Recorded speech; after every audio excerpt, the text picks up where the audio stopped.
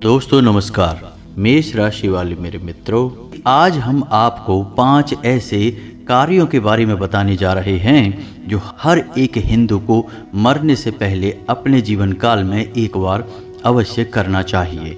और उनमें से आखिरी के 2 कार्य ऐसे हैं जिसकी हम गारंटी देते हैं कि आपने अपने जीवन में कभी नहीं सुना होगा और ना ही आपने कभी उन कार्यों को किया होगा। तो यदि आप यह जानना चाहते हैं कि कौन से ऐसे 5 कार्य हैं जिन्हें हमारे धर्मशास्त्र अनिवार्य बताते हैं हर एक इंसान के लिए, अन्यथा उस इंसान के जीवन और मृत्यु के संपूर्ण संस्कार अधूरे हैं और उस इंसान को कभी मुक्ति प्राप्त नहीं होगी, तो आप वीडियो को पूरा देखें और शुरू से लेकर अंत तक वीडियो में बताई गई हर एक बात को गहराई से समझने का प्रयास करें। दोस्तों, हम आपके लिए ऐसी ही बहुमूल्य जानकारी से भरी हुई वीडियो हमेशा लाते रहते हैं, इसलिए आप हमारा सपोर्ट करें और हमारे चैनल को सब्सक्राइब करना ना भूलें। साथ ही साथ बेल आइकन को भी दबा दें ताकि जब भी हम कोई नई वीडियो अपलोड करें आपको तुरंत उसकी नोटिफिकेशन मिल जाए। दोस्तों, इसी के साथ साथ हम आपको ग्रह गोचर के आधार पर आपके जीवन में क्या चल रहा है इसके विषय में भी थोड़ी जानकारी देंगे। साथ ही साथ कौन से ऐसे काम हैं जो आपको इस समय टाल देने चाहिए, करने नहीं चाहिए, और कौन से ऐसे कार्य हैं जो इस समय आपको अवश्य ही करने चाहिए, यह भी बताएंगे। तो वीडियो को शुरू से लेकर अंत तक देखें और वीडियो के हर एक भाग को ध्यान से समझने की कोशिश करें। तो चलिए दोस्तों, वीडियो की शुरुआत करते हैं, लेकिन इससे पहले आपसे एक निवेदन है कि पूरी भक्ति भाव के साथ कमेंट में जय मां भद्रकाली लिखें। माता आपका कल्याण करेंगी। दोस्तों, हम आपको बता दें कि आजकल की इस भागदौड़ भरी जिंदगी में लोग अपने जीवन को जीना ही भूल गए हैं, रिश्ते नातों को भी निभाना भूल चुके हैं। लोगों के अंदर से भावनाएं धीरे धीरे समाप्त होती जा रही हैं। लोग एक मशीन की तरह बस अपनी ज़रूरतों को पूरा करना चाहते हैं और बिना कुछ सोचे समझे बस जिए ही जा रहे हैं। और एक दिन आता है जब जीवन का अंत हो जाता है, यानी कि लोग मृत्यु को प्राप्त हो जाते हैं। तो ऐसी स्थिति में जब कोई इंसान मरता है तो यह तो निश्चित है कि उसने अपने जीवन में कोई भी संस्कार नहीं किया है, या फिर जो किए भी हैं तो उन्हें ठीक से नहीं किया है, जिसकी वजह से मृत्यु के बाद उस इंसान की मुक्ति तो संभव ही नहीं है। वह प्रेत बनकर इस संसार में यूं ही भटकता रहेगा। इसका प्रमाण आपने अक्सर ही देखा होगा कि आज के समय में लोगों के पास कितनी पीड़ाएं हैं। पहले तो लोग अपने रिश्ते नातों को भी निभा नहीं पा रहे हैं और रुपए पैसे भी कमा नहीं पा रहे हैं। दिन भर काम करते हैं, दिन भर काम की टेंशन लेते हैं, फिर भी अपने जीवन को सुखी नहीं बना पा रहे हैं। और यदि कोई पैसा कमा भी लेता है तब भी उसकी टेंशन कम नहीं होती, परिवार में तनाव कम नहीं होता है, और समाज में व्यभिचार और अत्याचार कितना बढ़ता जा रहा है। तो यह सब प्रमाण है कि आज का हमारा समाज उन अतृप्त प्रेत आत्माओं की गिरफ्त में है जो स्वयं तो कभी सुख भोग ना सके लेकिन आपको भी चैन से जीने नहीं देंगे। जी हाँ दोस्तों, फिर आप चाहे कितने ही पितृ निवारण के उपाय कर लें, चाहे कितनी ही पूजा पाठ कर लें, आपको उनके कोई भी फल और परिणाम प्राप्त नहीं होते हैं। तभी तो आपने देखा होगा कि बड़े बड़े मंदिरों में, तीर्थ स्थलों में लोगों की अपार भीड़ है, असंख्य लोग आ रहे हैं, लेकिन तब भी लोगों की पीड़ाएं दूर नहीं हो रही हैं, चाहे उनके मन में कितनी ही भक्ति क्यों ना हो। दोस्तों, इस नकारात्मकता को दूर करने के लिए आज के इस वीडियो में हम आपको 5 ऐसे कार्य बताएंगे जो आपको अवश्य ही करने चाहिए। इससे आपका जीवन और मृत्यु दोनों ही सफल होगा और आपकी निश्चित ही मुक्ति होगी। जी हाँ दोस्तों, लेकिन इससे पहले हम आपको बता दें कि यह समय आपके जीवन में कुछ उथल पुथल से भरा हुआ है। आप भावनात्मक तौर पर अभी स्थिर नहीं हैं और व्यापारिक स्तर पर भी आप बड़े फैसले लेने के लिए अभी तैयार नहीं हैं। हालांकि ग्रह दशा आपके अनुकूल है, आपको कोई भी बड़ी परेशानी अभी घेरने वाली नहीं है, फिर भी हम आपको कहेंगे कि सबसे पहले आपको मानसिक स्थिरता लाने की बहुत आवश्यकता है, जिसके लिए आपको अनुभवी और समझदार लोगों की संगत करनी चाहिए। साथ ही साथ अपने परिवार के बड़े बुजुर्गों के साथ बैठना चाहिए, जिससे आपको सही मार्गदर्शन और मानसिक शांति दोनों ही प्राप्त होंगे। दोस्तों, आपको अपने जीवन काल में थोड़ा बहुत व्यायाम और योग और प्राणायाम को भी जगह देनी चाहिए, जिससे आपका मानसिक और शारीरिक संतुलन ठीक से बना रहेगा और आपका अपने कार्यों को करने में मन लगेगा। दोस्तों, यह समय किसी बड़े निवेश को करने के लिए अच्छा नहीं है। आपको जो चल रहा है उसी को आगे बढ़ाना चाहिए। अभी कोई बड़ा और नया जोखिम लेने का समय नहीं है। जी हाँ दोस्तों, हमने आपको अपने पिछले वीडियो में ही बताया था कि इस समय आपके ऊपर बुध और शुक्र ने बहुत अच्छे योग बना रखे हैं, यानी आपके ऊपर उनकी कृपा है। तो आप अपने जो भी कार्य चल रहे हैं उनमें ही अच्छी सफलता हासिल कर सकते हैं, लेकिन इसके लिए आपको मानसिक तौर पर तैयार होने की आवश्यकता रहेगी। जी हाँ दोस्तों, कार्यों के बीच में थोड़ी बहुत अड़चनें अवश्य आती रहेंगी। राहु आपके सोच विचार को प्रभावित करते रहेंगे। राहु के निवारण के लिए आपको हनुमान जी की पूजा करनी चाहिए, हनुमान चालीसा का पाठ करना चाहिए और अपनी मध्यमा उंगली में लोहे का एक कड़ा पहनना चाहिए। इसी के साथ साथ जितना हो सके अपना समय ईश्वर के ध्यान में और भक्ति में गुजारें, जिससे आपको मानसिक शांति प्राप्त होगी। दोस्तों, इस समय आपको आपके दाम्पत्य जीवन में थोड़ा बहुत परेशानी महसूस होगी। आपका जीवन साथी आपके मन के अनुरूप कार्य नहीं करेगा। थोड़ा बहुत आपसी टकराव हो सकता है, लेकिन जल्दी ही सब कुछ सामान्य हो जाएगा। आपको कुछ भी विशेष करने की आवश्यकता नहीं है। जितना हो सके उतना शांत रहने की कोशिश करें। जी हाँ दोस्तों, इस समय आपको ना तो उधार देना है और ना ही उधार लेना है और ना ही किसी बड़े निवेश की ओर जाना है, अन्यथा आपको धन का नुकसान हो सकता है। इस समय आप अपने व्यापारिक स्थल पर थोड़ा बहुत छोटे मोटे बदलाव अवश्य करेंगे, जिससे आपको अपने व्यापार को करने में सुविधा महसूस होगी और आपको अच्छा भी लगेगा। आपको अपने परिवार के किसी सदस्य की सेहत को लेकर थोड़ा बहुत चिंता रहेगी तथा आपके खुद के स्वास्थ्य में भी थोड़ा बहुत उतार चढ़ाव रह सकता है। पेट से जुड़े रोग आपको परेशान करते रहेंगे तथा मौसम से संबंधित छोटी मोटी स्वास्थ्यगत समस्याएं भी आपको परेशान करेंगी, लेकिन आप शारीरिक तौर पर बहुत मजबूत हैं, इसलिए आपको छोटी मोटी शारीरिक समस्याएं आपके कार्य करने से रोक नहीं सकती हैं। दोस्तों, आपके अंदर काम को करने का एक बहुत विशेष जज्बा है, जिसकी वजह से आप निश्चित ही आज नहीं तो कल सफलता प्राप्त कर ही लेते हैं। बस आपके अंदर कमी है तो बस एक कि आप भावनात्मक तौर पर बहुत कमजोर हैं। लोगों की चिकनी चुपड़ी बातों में आकर आप अक्सर अपना नुकसान ही करवा बैठते हैं। यदि धन का नुकसान नहीं होता तो आप समय और ऊर्जा तो बर्बाद कर ही देते हैं। तो बस आपको इससे सावधान रहने की आवश्यकता है। बाकी आपका समय अच्छा चल रहा है। ईश्वर आपकी मदद करेंगे। माता रानी आपके हर कार्य में आपकी सहायता करेंगे।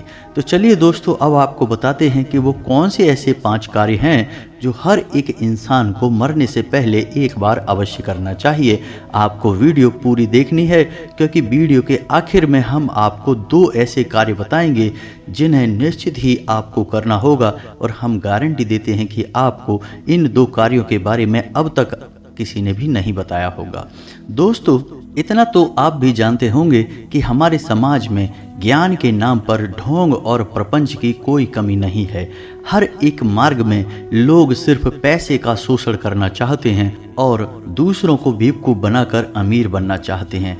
कोई भी गहराई से ज्ञान को हासिल नहीं करना चाहता है और दूसरों की मदद करने में किसी की कोई दिलचस्पी नहीं है। लोग तो बस पैसा कमाना चाहते हैं।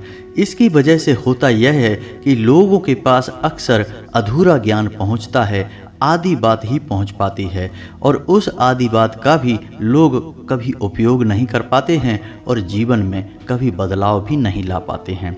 तो दोस्तों, हमारी कोशिश बस इतनी है कि आपको संपूर्ण ज्ञान दिया जाए, आपके जीवन में निश्चित ही मजबूत परिवर्तन लाया जाए। जिसके लिए हम हर एक ज्ञान की बात आपको गहराई से पूरे विस्तार से बताते हैं। वीडियो हमारी थोड़ी लंबी अवश्य हो जाती है, लेकिन हमारी वीडियो में एक एक बात बहुत गहराई से समझाई जाती है। तो जिन्हें ज्ञान की तलाश है, जिन्हें अपने जीवन में कुछ बड़ा बदलाव लाना है, कुछ करना है, वे हमारी वीडियो को पूरे धैर्य के साथ देखते हैं और अपने जीवन में प्रकाश लाते हैं। जी हाँ दोस्तों, तो चलिए शुरू करते हैं। तो सबसे पहली चीज़ जो आपको अपने जीवन में अवश्य जोड़नी चाहिए, या हम उसे एक काम कह सकते हैं जो आपको अवश्य ही करना चाहिए, वह यह है कि आपको अपने कुल देवी या कुल देवता का निश्चित तौर पर पता होना ही चाहिए। दोस्तों, हम आपको गारंटी देते हैं कि आज हमारे देश में 90% लोग ऐसे हैं जिन्हें अपने कुल देवी या कुल देवता के बारे में कुछ पता ही नहीं है। लेकिन वे ये भूल गए कि कुल देवी या कुल देवता वे देव हैं जो कई पीढ़ियों से हमारे परिवार में पूजते चले आ रहे हैं और उनकी कृपा में ही हम पल रहे हैं। तो जब आप उनकी पूजा नहीं करते हैं, उनको याद तक नहीं करते हैं, तो कुल देवी या कुल देवता नाराज हो जाते हैं।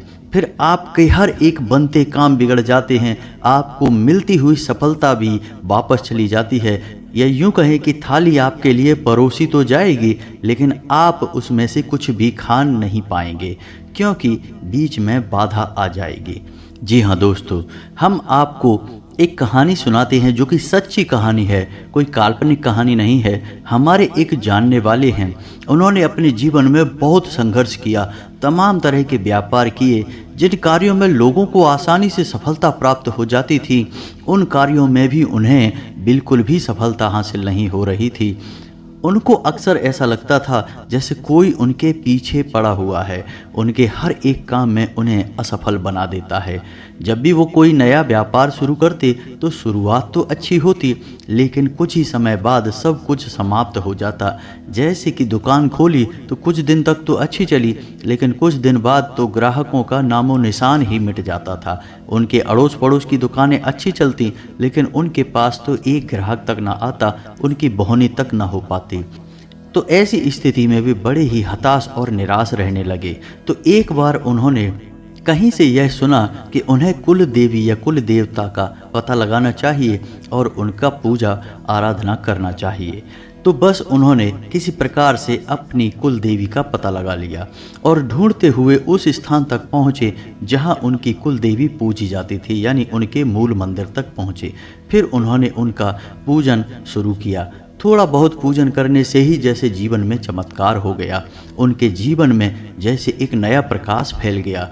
और आप यकीन मानिए कि रुपए पैसे ने, जो कि उनकी मुख्य समस्या थी, उनके घर में आने के ऐसे ऐसे रास्ते बना लिए जिनके बारे में उन्होंने सपने में भी नहीं सोचा था। जहां एक इंसान 10-20 हज़ार रुपये कमाने के लिए भी दिन भर कठोर परिश्रम किया करता था, वहां आज वह लाखों रुपए कमा रहा है और ना के बराबर काम करना पड़ता है। दोस्तों, यह कोई कहानी नहीं है, यह प्रमाण है, यह सच्ची कहानी है।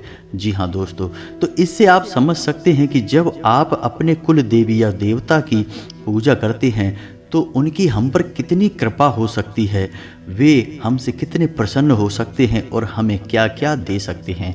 और हमारे शास्त्र भी हमसे यह कहते हैं कि आप किसी भी देवी देवता की पूजा करें, उससे पहले आपको अपने कुल देवी या कुल देवता को जरूर याद करना चाहिए, अन्यथा आपकी हर एक पूजा असफल मानी जाएगी। इसका प्रमाण यह है दोस्तों कि जब भी आप अपने घर में पूजा पाठ कराते होंगे तो आपने देखा होगा पंडित जी आपको संकल्प कराते हैं, जिसमें वे आपसे यह कहते हैं कि स्थान देवताभ्यो नमः, कुल देवताभ्यो नमः।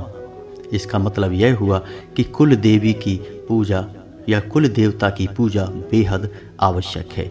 अब हम आपको बताते हैं कि यदि आपको यह नहीं पता कि कुल देवी या देवता आपके कौन हैं, तो आपको उन्हें कैसे पता लगाना है, इसका सीधा सा रास्ता हम आपको बताएंगे। जी हाँ दोस्तों, आपको एक छोटा सा उपाय करना है।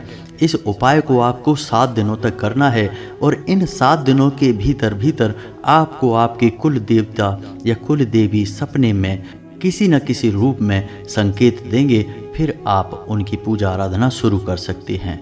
तो आपको क्या करना है कि रात को जब आप सोने जाते हैं उससे पहले आपको नहा धोकर अपने पूजा घर में बैठना है और एक लकड़ी की चौकी पर लाल रंग का एक कपड़ा बिछाएं और उसके ऊपर थोड़ा सा अन्न रखें, गेहूं रख सकते हैं, और उसके ऊपर एक दीपक रखें और उस दीपक में गाय का घी डालकर उस दीपक को जलाएं। असल में आप उस दीपक को ही अपना कुल देवी या देवता मानकर यह प्रार्थना करें कि हे देवी, हे देवता, आप जो भी हैं, मैं आपके बारे में कुछ भी नहीं जानता हूँ, मुझे आपके बारे में कोई भी जानकारी नहीं है, लेकिन मैं आपकी पूजा करना चाहता हूँ, सच्चे मन से आपको प्रसन्न करना चाहता हूँ। तो आप आज रात सपने में किसी न किसी रूप में मुझे कुछ प्रमाण दें, कुछ संकेत दें, ताकि मुझे आपके बारे में कुछ पता चले। और इसके बाद आपको सीधे बिस्तर पर जाकर सो जाना है, बीच में कोई कार्य नहीं करना है। जी हाँ दोस्तों, अब आपको कुछ सावधानी रखनी है, यानी इन 7 दिनों में आपको किसी भी प्रकार का कोई गलत कार्य नहीं करना है। जैसे कि आपको नॉन वेज वगैरह यदि आप खाते हैं तो उसे त्याग देना है, मदिरा पान नहीं करनी है, झूठ नहीं बोलना है, किसी के साथ किसी भी प्रकार का छल नहीं करना है, किसी महिला का अपमान नहीं करना है, किसी सफाई कर्मचारी का अपमान नहीं करना है, और यदि आपके दरवाजे पर कोई भीख मांगने वाला आए, ज़रूरतमंद आए, तो उसकी मदद अवश्य करना है। आपको इन सब बातों का ध्यान रखना है। 7 दिनों के अंदर अंदर आपके कुल देवी या कुल देवता आपको निश्चित ही किसी न किसी रूप में संकेत देंगे, जिनसे आपको पता चल जाएगा कि आपको किसकी पूजा करनी है और कहाँ करनी है और कैसे करनी है। दोस्तों, यह बहुत ही चमत्कारी उपाय है, इसे आप एक बार करके अवश्य देखें, आपको तुरंत पता चल जाएगा कि आपके कुल देवता या कुल देवी कौन हैं। तो चलिए दोस्तों, अब बताते हैं वह दूसरा कार्य जो हर एक इंसान को अवश्य ही करना चाहिए। उसका नाम है यज्ञोपवीत। जी हाँ दोस्तों, या जिसे हम जनेऊ संस्कार कहते हैं। जनेऊ को ही संस्कृत में यज्ञोपवीत कहा जाता है। जी हाँ दोस्तों, हर एक हिंदू को जनेऊ धारण करना ही चाहिए। जब तक कोई हिंदू जनेऊ धारण नहीं करता, वह असली हिंदू माना ही नहीं जा सकता और उसके हाथों से किसी भी प्रकार का पूजा पाठ का संस्कार पूर्ण नहीं हो सकता है। मुक्ति तो बहुत दूर की बात है, उस इंसान को इस संसार में ही किसी भी प्रकार का सुख प्राप्त नहीं हो सकता है। तो आपको यज्ञोपवीत संस्कार अपने जीवन में अवश्य कराना ही चाहिए। जैसे मुंडन संस्कार होता है, जैसे नामकरण संस्कार होता है, जात संस्कार होता है, वैसे ही यज्ञोपवीत संस्कार होता है। दोस्तों, वैसे तो ज़्यादातर संस्कार लोग करवा ही लेते हैं, लेकिन यज्ञोपवीत हर इंसान नहीं कराता है, लेकिन आपको वह अवश्य ही कराना है, बेहद ही आवश्यक है। आप पिछले कुछ 20-30 सालों पहले थोड़ा विचार करके देखें कि कैसे लोग हुआ करते थे। अधिकतर लोग जनेऊ धारण किया करते थे और एक संयमित संतुलित जीवन जिया करते थे, तो उनके जीवन में कितनी शांति और सुकून हुआ करता था, लोगों के मन में कितना प्रेम हुआ करता था। लेकिन आजकल यह सब गायब हो चुका है, लेकिन यकीन मानिए कि यह है बहुत ही आवश्यक। जी हाँ दोस्तों, तो चलिए अब आपको बताते हैं तीसरा काम जो हर एक हिंदू को अवश्य करना चाहिए। वह है 4 धाम की यात्रा। दोस्तों, काफ़ी साल पहले, यानी कि 20-30 साल पहले, हर घर से हर इंसान एक बार 4 धाम की यात्रा पर अवश्य जाता था, क्योंकि ऐसा माना जाता था कि जब तक आप अपने जीवन काल में एक बार 4 धाम की यात्रा नहीं कर लेते, आपका जीवन सफल नहीं होता। जी हाँ दोस्तों, इन्हें 4 वैष्णव धाम भी कहा जाता है या वैष्णव तीर्थ भी कहा जाता है, और स्वयं आदिगुरु शंकराचार्य ने भी इन्हें परिभाषित किया है। जी हाँ दोस्तों, तो हम आपको जानकारी के लिए बता दें कि कौन से हैं वो 4 धाम जिनकी आपको अपने जीवन में एक बार यात्रा अवश्य करनी है।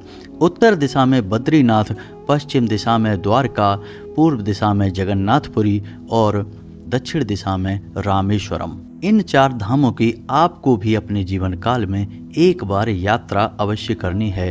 यह बेहद ही आवश्यक है। जी हाँ दोस्तों, इसी के साथ साथ अब आपको बताते हैं चौथा वह कार्य जो हर एक इंसान को अपने जीवन काल में एक बार अवश्य करना चाहिए, और वह कार्य है श्रीमद् भागवत पुराण को एक बार सुनना।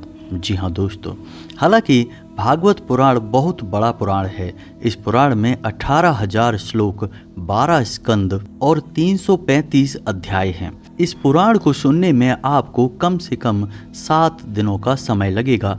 तो आप ऐसा कर सकते हैं कि इसका भव्य आयोजन ना करा के आप इसके मूल पाठ को ही अपने घर में आयोजित करा सकते हैं। घर के सभी सदस्य एक साथ मिलकर इसे सुन सकते हैं, जिससे आपके साथ साथ घर के सभी सदस्यों का भी जीवन उद्धार हो जाएगा। और आप इसके लिए किन्हीं 5 या 7 ब्राह्मणों की नियुक्ति कर सकते हैं। और जब आपका पाठ समाप्त हो जाए तो किसी भी विषम संख्या में उन ब्राह्मणों को भोजन करा सकते हैं, जैसे 7, 11, 21 या 31, जैसी आपकी क्षमता है वैसे आप ब्राह्मणों को भोजन करा सकते हैं। जब आप ऐसा कराएंगे तो आपका जीवन सफल हो जाएगा। जी हाँ दोस्तों, हमारे शास्त्रों में राजा परीक्षित की कथा से आपको पता चलेगा कि भागवत पुराण को सुनना हर हिंदू के लिए क्यों आवश्यक है। जब राजा परीक्षित को श्रृंगी ऋषि का श्राप मिला कि 7 दिन में उनकी मृत्यु हो जाएगी और एक सांप उन्हें डस लेगा, तो राजा परीक्षित को अपनी गलती का एहसास हुआ और उन्होंने सुखदेव मुनि की शरण पकड़ी। और सुखदेव जी ने राजा परीक्षित को श्रीमद् भागवत पुराण के माध्यम से वह अमूल्य और मार्मिक ज्ञान दिया जो कि उनके लिए मुक्ति के मार्ग को खोलने वाला हुआ। तो आपको भी एक बार अपने जीवन काल में संपूर्ण भागवत पुराण को अवश्य सुनना चाहिए।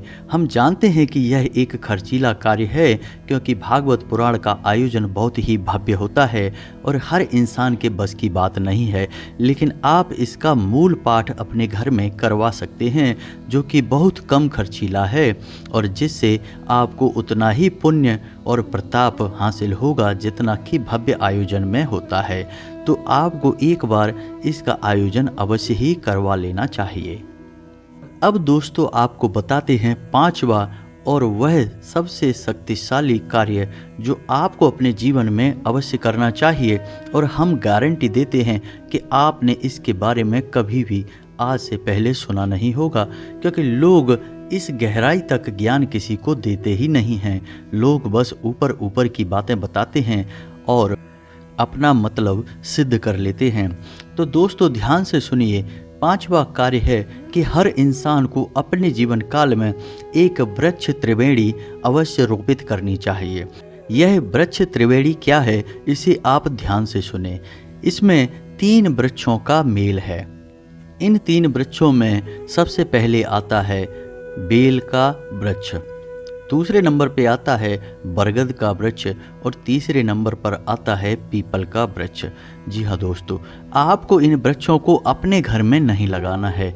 आपके आसपास या आपकी खुद की कहीं खुली ज़मीन हो वहाँ आपको इन पौधों को लगा देना है। दोस्तों इन पौधों का हमारे हिंदू धर्म में बहुत बड़ा महत्व है। जैसे कि बेल वृक्ष को संपूर्ण देवियों का निवास स्थान माना जाता है, जैसे बेल पत्र में स्वयं माता पार्वती का निवास माना जाता है, फल में माँ कात्यायनी का निवास होता है और जड़ में माता लक्ष्मी का निवास होता है। इसलिए जो इंसान बेल वृक्ष के नीचे घी का दीपक जलाता है, शाम के समय उस इंसान के घर धन दौलत की कभी कमी नहीं होती है और उस इंसान पर कभी पितृदोष भी नहीं लगता है। जी हाँ दोस्तों, उसी प्रकार बट वृक्ष को स्वयं महादेव का स्वरूप माना जाता है, जिसे हम बटकेश्वर महादेव के नाम से जानते हैं। इसी प्रकार पीपल के वृक्ष में भी कई देवी देवताओं का वास माना जाता है और जो इंसान शनिवार के दिन शाम के समय पीपल के वृक्ष के नीचे दीपक जलाता है, उस इंसान के घर भी माता लक्ष्मी का वास हमेशा हमेशा के लिए रह जाता है। जी हाँ दोस्तों, तो इन 3 वृक्षों को आपको अपने जीवन काल में निश्चित ही एक बार रोपित अवश्य करना चाहिए और इन्हें पाल पोस कर थोड़ा बड़ा अवश्य करना चाहिए। फिर तो ये वृक्ष अपने आप ही स्वयं बड़े हो जाते हैं, इन्हें ज़्यादा सेवा की आवश्यकता नहीं होती है। इन 3 वृक्षों को ही वृक्ष त्रिवेणी कहा जाता है और स्कंद पुराण में इसका विशेष वर्णन मिलता है। जी हाँ दोस्तों, तो जो इंसान अपने जीवन काल में इन 5 कार्यों को एक बार अवश्य कर लेता है, उस इंसान का जीवन सफल हो जाता है और उसकी मुक्ति के सारे द्वार खुल जाते हैं। दोस्तों, यह तो आप भी जानते हैं कि इंसान इस संसार में हजारों साल जीने के लिए नहीं आता है। एक निश्चित उम्र होती है जो कि लगभग 60 साल से 100 साल के बीच होती है। इस उम्र में ही इंसान जितना चाहे उतना पुण्य कमा सकता है, फिर उसके बाद उसकी मुक्ति होगी या नहीं होगी, यह भी इंसान अपने जीते जी तय कर सकता है।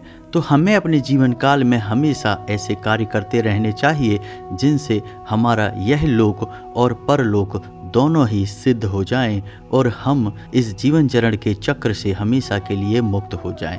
यही हमारे इस संसार में आने का एकमात्र उद्देश्य है और परमात्मा ने भी हमें सिर्फ इसी कार्य के लिए इस संसार में भेजा है। हमारे धर्म शास्त्रों में इन सब बातों के बारे में ही विस्तार से समझाया जाता है। दोस्तों, यदि वीडियो से जुड़े आपके मन में किसी भी प्रकार के कोई प्रश्न हैं तो आप उन्हें कमेंट करके पूछ सकते हैं। हम आपको हर एक प्रश्नों का विस्तार से जवाब देंगे, हमें बहुत ही अच्छा लगेगा। तो चलिए दोस्तों, आज का वीडियो समाप्त करते हैं। कमेंट में पूरे भक्ति भाव के साथ जय माँ भद्रकाली लिखना ना भूलें। मिलते हैं अगले ज्ञानवर्धक वीडियो में, तब तक के लिए धन्यवाद। जय माता की।